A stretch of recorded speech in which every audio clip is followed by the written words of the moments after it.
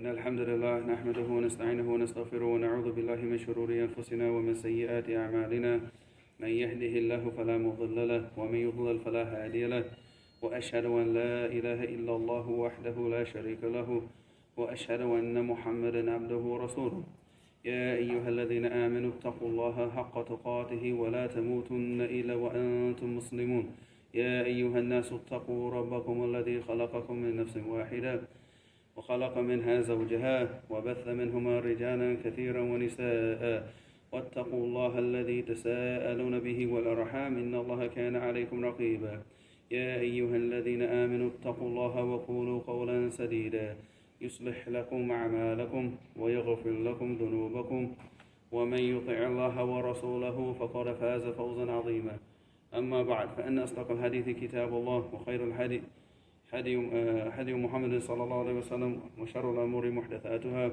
وكل محدثة بدعة وكل بدعة ضلالة وكل ضلالة في النار ثم أما بعد. So inshallah today we're going to start with Kitab-ut-Tawheed inshallah ta'ala. So this is going to be a class, it's not going to be a daily class. We're going to be taking this every other day. So what we're going to do inshallah, we'll be taking Kitab-ut-Tawheed one day and we'll take the Seeking Knowledge book on the other day. And every day we'll be taking daily hadith inshallah. So yeah. And of course this book, I mean, I don't have enough time to talk about its importance and the importance of memorizing this book, the importance of studying this book, the importance of understanding this book, and the importance of applying this book in our lives. It would take take maybe 5 lessons just to talk about just that alone. But no doubt, I definitely advise everybody here and the people online and everybody that might be listening that that you have major ihtimam, that you really focus on trying to understand this book, that you memorize this book, and and put this book into practice in your everyday lives. And after that you call the people to what's contained in this book. Because alhamdulillah, as you know, anybody that is familiar with this book and all the books of Imam Muhammad ibn Abdul Wahhab, all you see inside the books is what? Quran and Sunnah. That's it. Yeah, hadith, ayat, and occasionally he'll bring speech from Shaykh al-Islam ibn Taymiyyah. He'll bring some speech from Ibn al-Qayyim on occasion. But the vast majority of this book is Quran and Sunnah and some statements of the Sahaba and the Salaf. So no doubt that's worthy of memorization. It's worthy of understanding. And this is the beliefs that we as Muslims, this knowledge that we're studying now is farad ayn on every single Muslim. That means that it's an obligation upon every single Muslim to understand these issues. Because these are issues now, these are the most important issues in your life. I mean, everybody sits there wants to focus on, okay, is music haram, halal? Is the qaza', the haircut is haram, halal? But they don't want to focus on these issues. And these issues are what's going to separate a person from being a muwahhid, and going to Jannah, or being a mushrik and going to the hellfire. Because if you follow, you follow what's in the book and you put it into practice in your life, then alhamdulillah, you die on Tawheed. Inshallah, that you go to Jannah without having to go to the hellfire.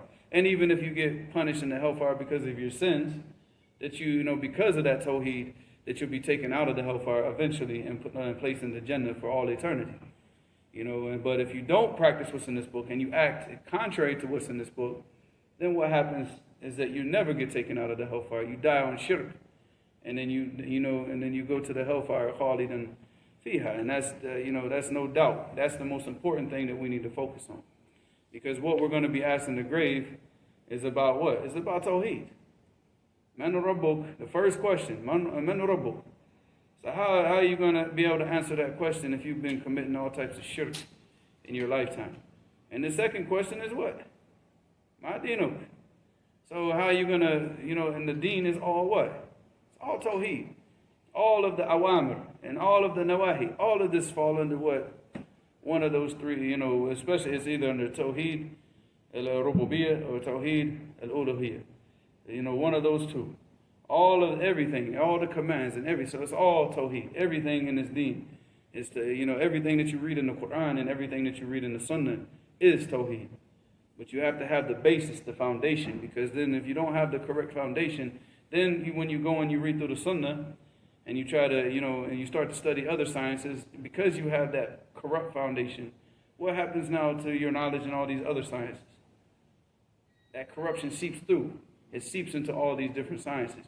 So this is no doubt the most important science that a person has to focus on. Not just in the beginning. This is not something that we just, because this what's contained in this book is something that we have to practice until the day we die. So it's something that we need to learn, we need to practice, and then we need to, call the people to this. And of course, just like Imam Muhammad ibn Abdul Wahhab mentioned in the Surah Talata, when he said what? You have to know what? 4 things, right? معرفة أربعة الأمور, right? اعلم رحمك الله أنه يجب على كل مسلم ومسلمة أن تتعلم 4 مسائل. And what did he say? He says it's incumbent upon every single Muslim and every Muslim male and female to know these 4 issues. And he said الأولى العلم وهو معرفة الله ومعرفة نبيه ومعرفة دين الإسلام بالأدلة. He said the first thing is knowledge. And that knowledge is what? To know Allah subhanahu wa ta'ala, to know His Prophet, and to know this religion with what? With evidence. So ma'rifatullah is what? Tawheed. What is, and not, and also with the asma' wa sifat. So we have all 3 branches of Tawheed that we know Allah subhanahu wa ta'ala. So we have the rububiyyah. So we know that Allah subhanahu wa ta'ala huwa al-khaliq, al-raziq, al-mudabbir, al-muhyi, al-mumit. We know this now through the rububiyyah. We in obedience to Him. That we, that we don't take any guidance other than the guidance that Allah subhanahu wa ta'ala sent down. We don't follow any other system. We don't follow democracy. We don't, because all of this goes against what? It goes against Tawheed. And it goes against the Tawheed al-Rububiyyah and the Tawheed al-Uluhiyyah because of putting it into practice and worship.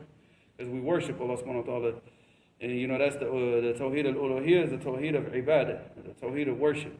And of course the Asma' wa Sifat. So this is how we know Allah subhanahu wa ta'ala through this knowledge.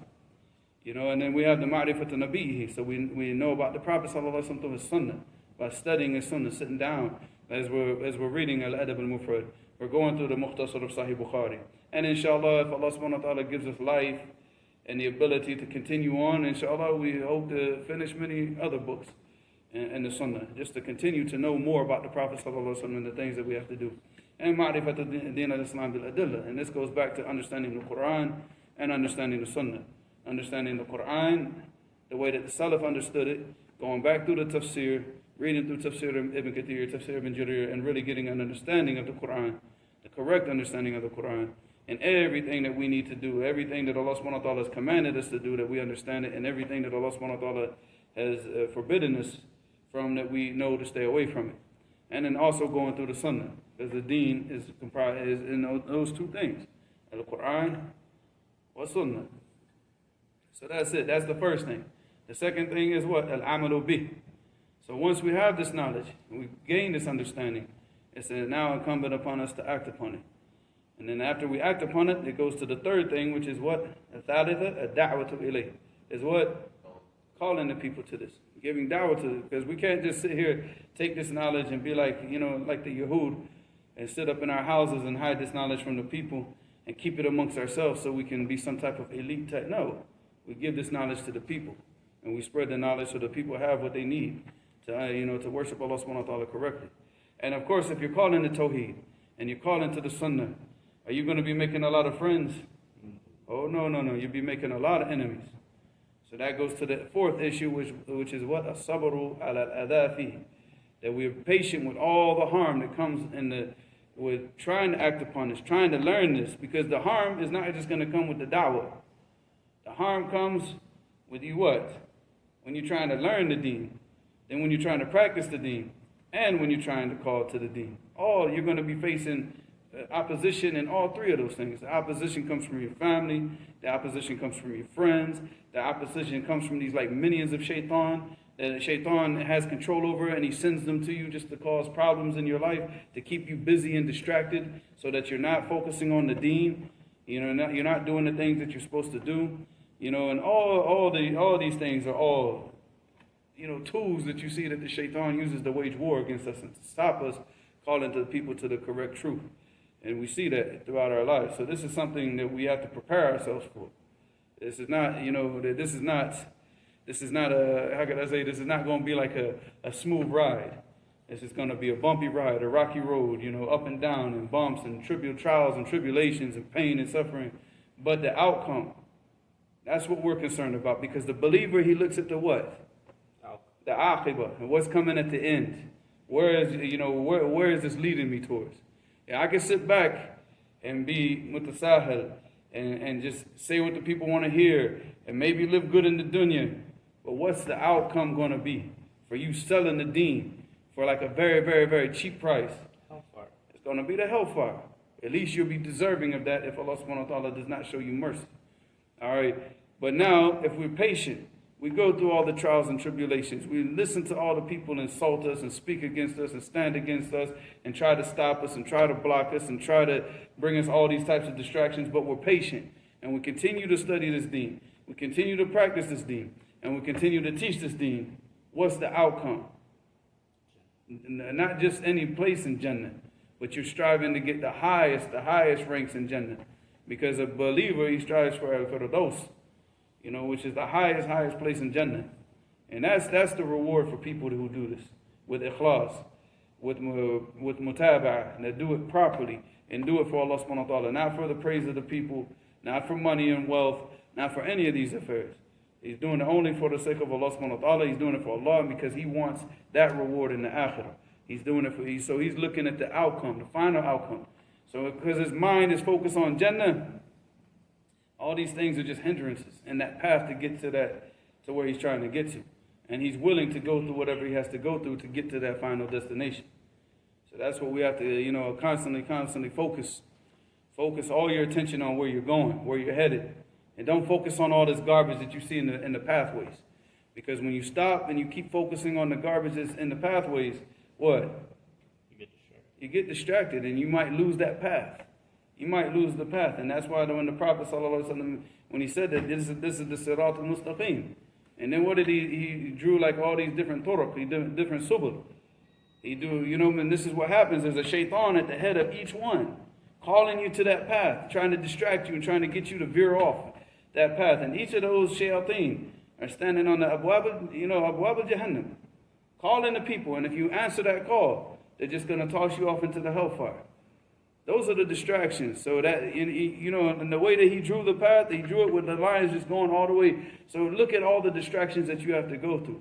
All the pain and suffering and tribulations and the things that you're going to have to fight your way through that. It's not going to be easy, but the only way that you can do that, number one, first off, with the tawfiq from Allah.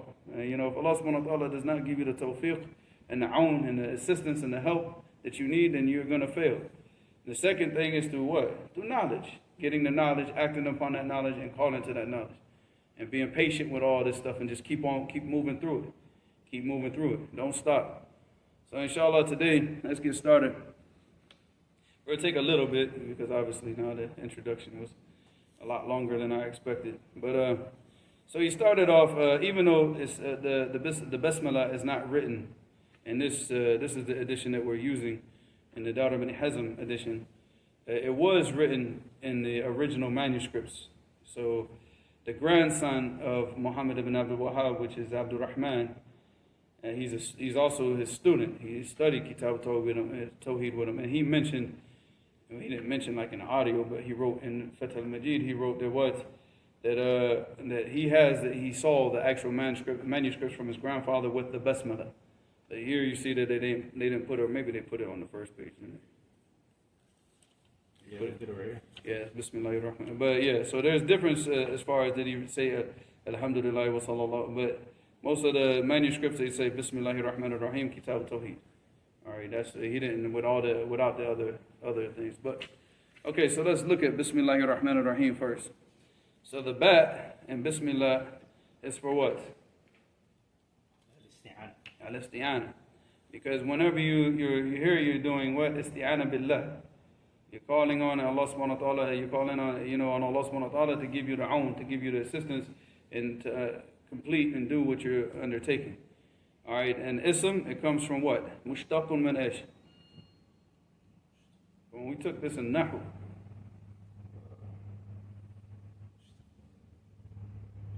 it's derived, the word ism is derived from the word as-samu. As-samu, which means al-ulu.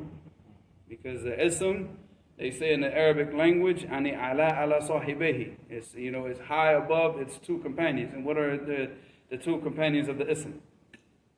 Al-fi'l wal-harf. And why do they say that the ism is alin alayhima? Why is the ism above the fi'l, and the fi'l is a verb, and the harf is like a preposition, I guess you could say in English language? Because you can make a sentence with two nouns, two ism, and the ismain, but you can't make a sentence. If you use a fi'l or you use a harf, you have to have an ism to complete. You have to have an ism to complete the sentence.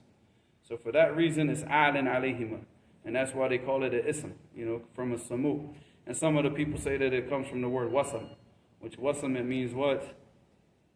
Like to brand or like to label something, which would, when you think about it, that seems more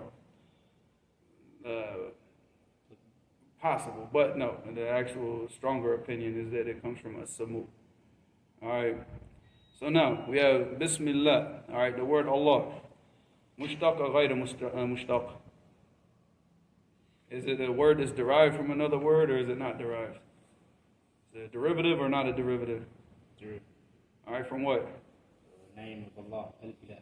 It comes from Al-Ilah, which now we get from the verb, from Ilah, the verb Alaha, Alaha, Ya'lahu. All right, because you have Alaha, Ya'lahu, and you have Aliha, Ya'lahu.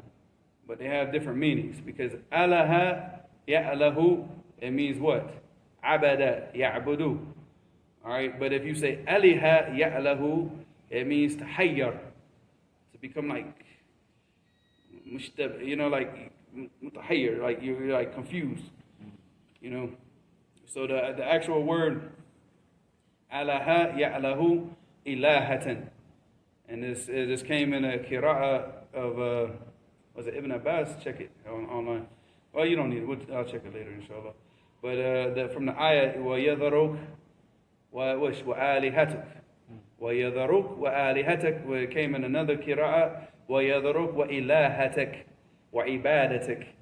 So that goes to show that the word alaha, it means abada. So when we say that Allah is ma'luh, which is what? Al-ma'bud. Al-ma'bud. So that's when we say la ilaha illallah. That's why when we translate it, we say la ma'buda bihaqqan illallah, or la ma'buda haqqan illallah. So you see how the translation comes out to la ma'bud, because of what? Because of the meaning and what the word Allah is derived from. Because He is the only one who's worshipped in truth. He's the only one worthy of worship. Everything else is worshipped in falsehood, and nothing else is worthy of worship, because everything else is creation. And if it's a creation, then what does that mean? It's a need of the Creator, just like you.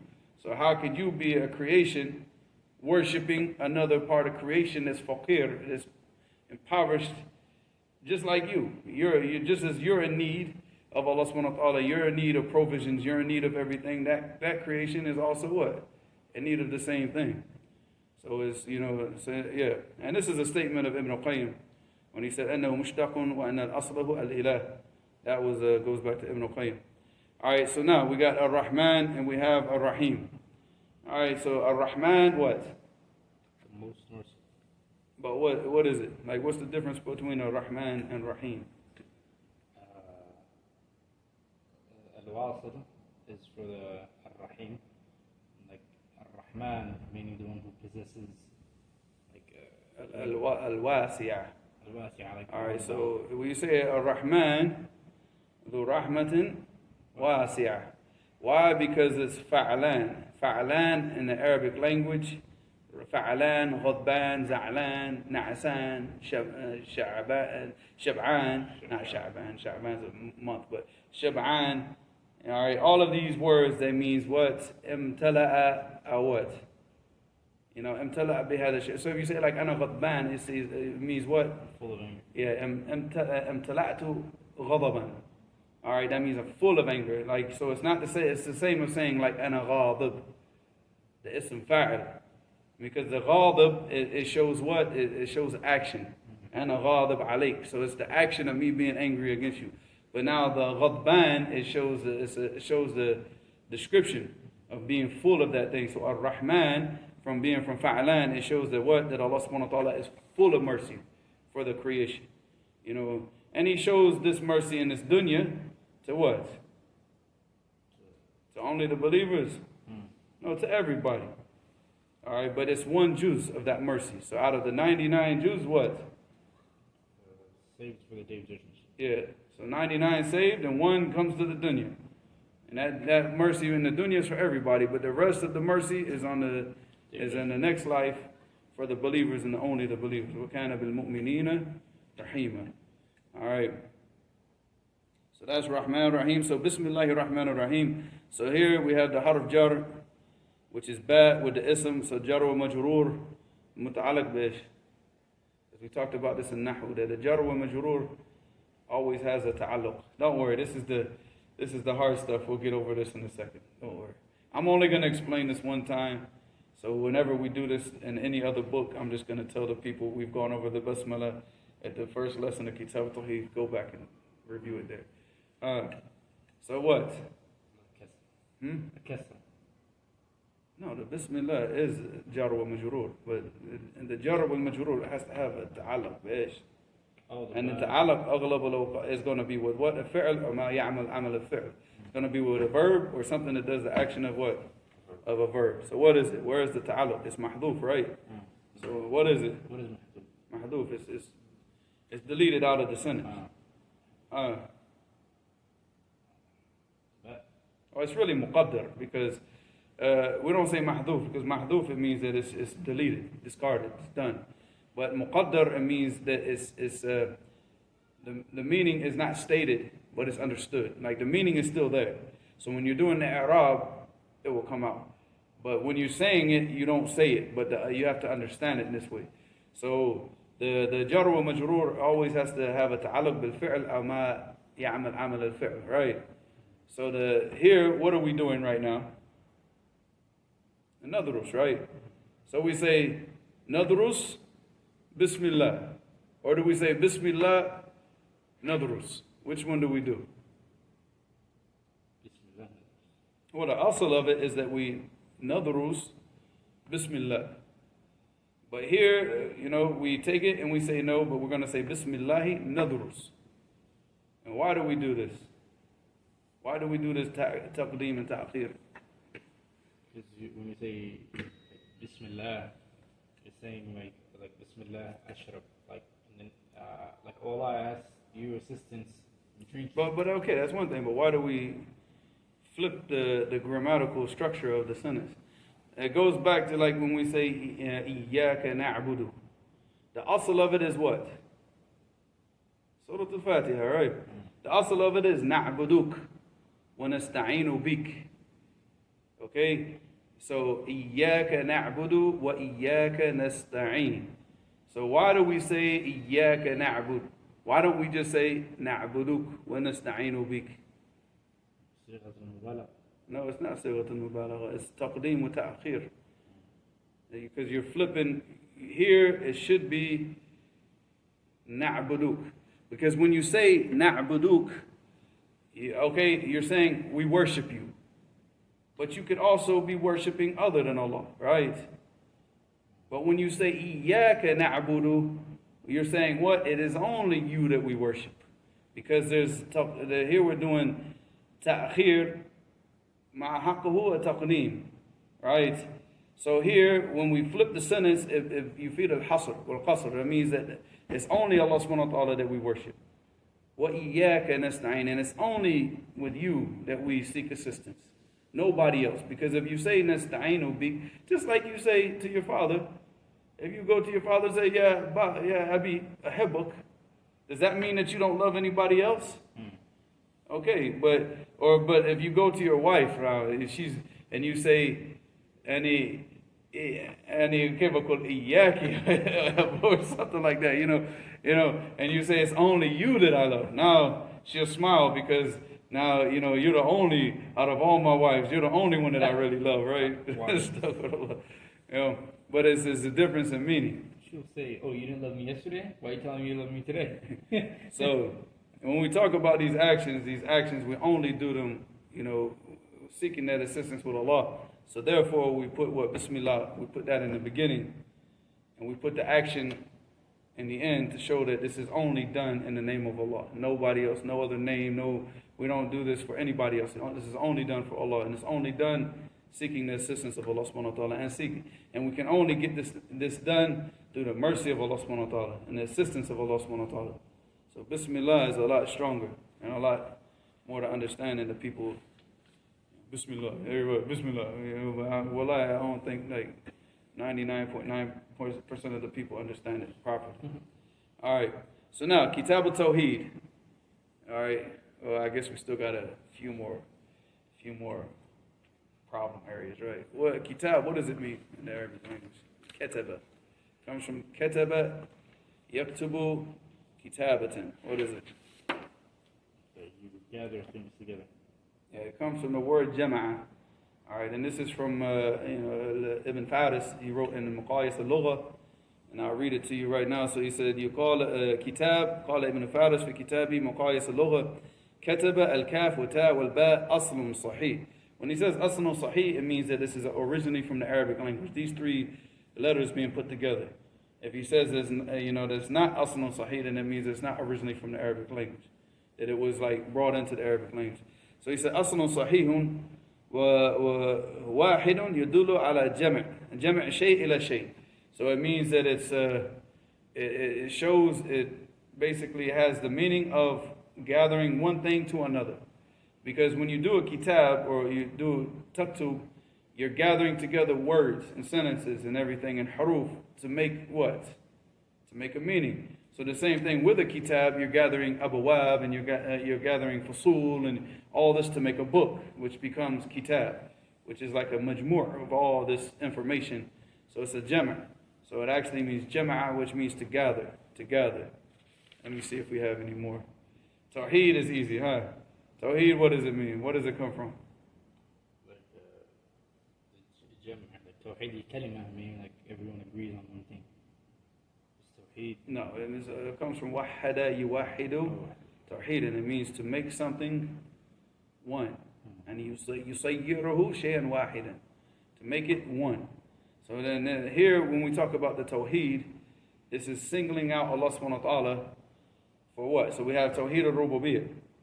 So now this is ifrad Allah ta'ala bi'ish, bil-khalqi wal-tadbir wal-ihya wal-imat. All of these actions of al-rububiyyah, that we single out Allah subhanahu wa ta'ala and said this is only for Allah.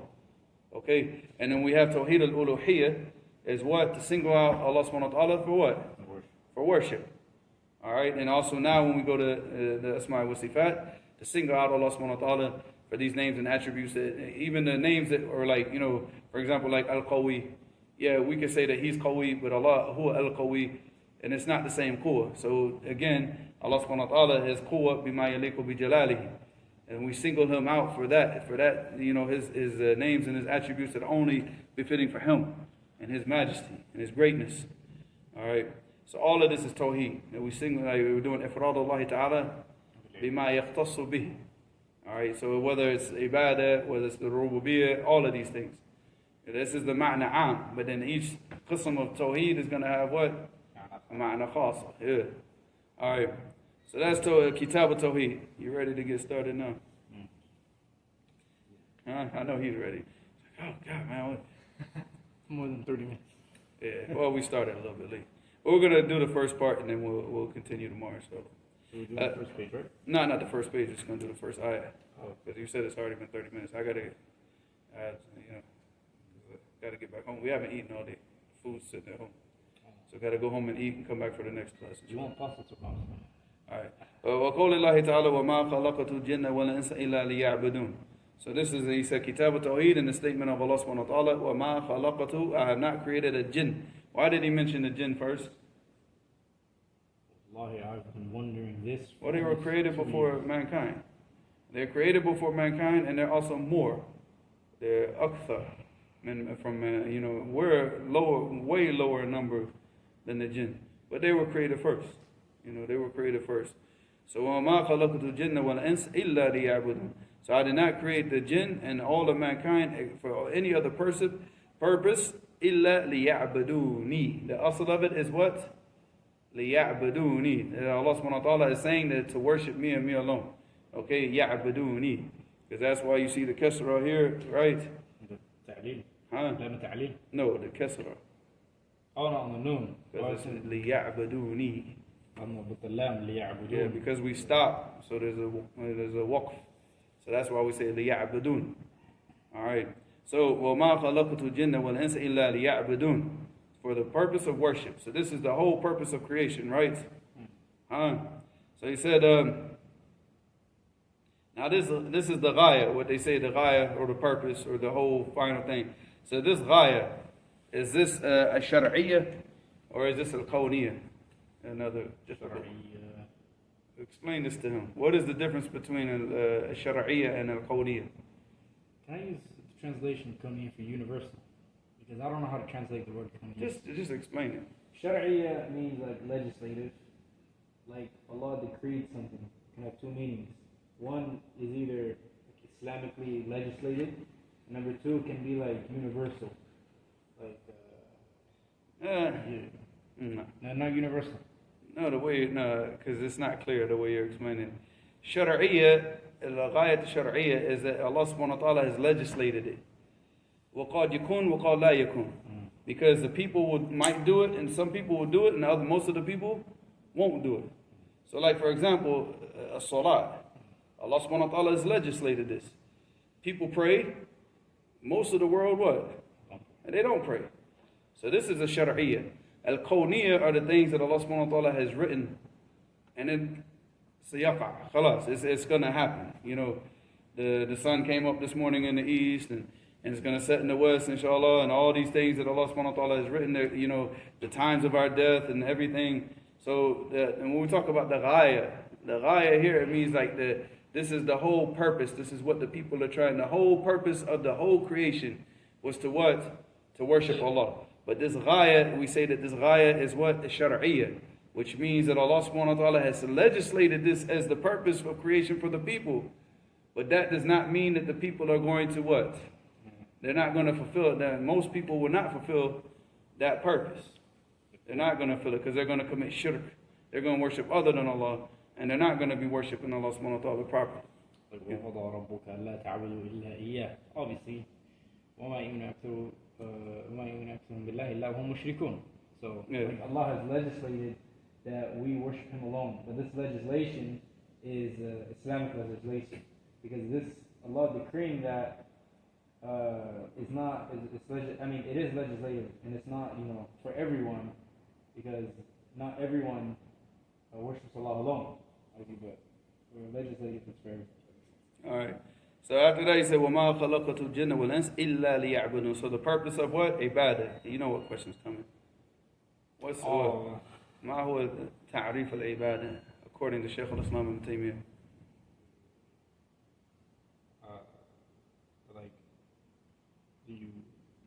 Would you finally write this down or like get this from the internet or something? The Shaykh al-Islam ibn Taymiyyah said, هو اسم جامع لكل ما يحبه الله ويرضاه من الأقوال والأعمال الظاهرة والباطنة. All right. So this is a ismun jami', which is it's a comprehensive term that comprises a whole bunch of, because ibadah is like an umbrella term. And everything, all forms of worship, they go underneath that. Salat, zakat, and the actions that are zahir, which are like, the salat, zakat, hajj, that we see on the outside. And the a'mal that are what? Batina, that are on the inside, like taqwa, or like khawf, like raja, like fear and hope, and taqwa, which we talked about, which is the obedience to Allah subhanahu wa ta'ala and carrying out His commands and staying away from His prohibitions. And, all of these, the inner things and the outer things, the inner actions and the outer actions, all of this is a form of what? Ibadah. All of this comes under the terminology of ibadah. And also Ibn Kathir, rahimahullah, he mentioned about this ayah. He said, وَعِبَادَتُهُ هِيَ طَاعَتُهُ بفعل المعمور وترك المحظور وذلك هو حقيقة دين الإسلام لأن معنى الإسلام الاستسلام لله تعالى المتضمن غاية الانقياد والذل والخضوع So here, Ibn Kathir, rahimahullah, he said in the tafsir about this ayat, and this will be the last thing, inshallah. We'll end this class, inshallah. He said that his worship, the worship of Allah subhanahu wa ta'ala, he ta'atuhu, his obedience. His obedience to Allah subhanahu wa ta'ala by doing the things that He's commanded you to do. Al-ma'mur. Wa tarak al-mahdhur, and to refrain and stay away from the prohibitions. وَذَلِكَ هُوَ حَقِيقَةُ الدِّينِ, and this is the reality, this is the reality, this is the real understanding of the religion of Islam, the deen of Islam, is obedience to Allah subhanahu wa ta'ala. Alright, he said, لِأَنَّ مَعْنَى الْإِسْلَامِ, because the meaning of Islam is what? Al-istislam. Al-istislam, we talked about it so many times. What? It means to surrender your whole self. It doesn't matter, like, once you understand that this is what Allah's commanded you to do, it doesn't matter what you feel and what you want and what you carry it out to the best of your capabilities. And once you know that Allah subhanahu wa ta'ala has prohibited you from this, it doesn't matter about your feelings and your emotions and, well, I think, and who cares what you think? Allah subhanahu wa ta'ala has prohibited you from this, you're done with it. That's Islam. You surrender. Because when you're justifying and you're arguing and you're philosophizing and you're doing all this other garbage, you're not surrendering. You're trying to justify. You're trying to, snake your way around doing things. But when you surrender, is you know that you have to do something, you do it. You know that you have to stay away from something, you what? Stay away from it. That's Islam. That's Islam. That's real Islam. So he said, Al-istislamu lillahi ta'ala. So it says surrendering your whole self to Allah subhanahu wa ta'ala. And mutadamman. And mutadamman, it means that it is included into it.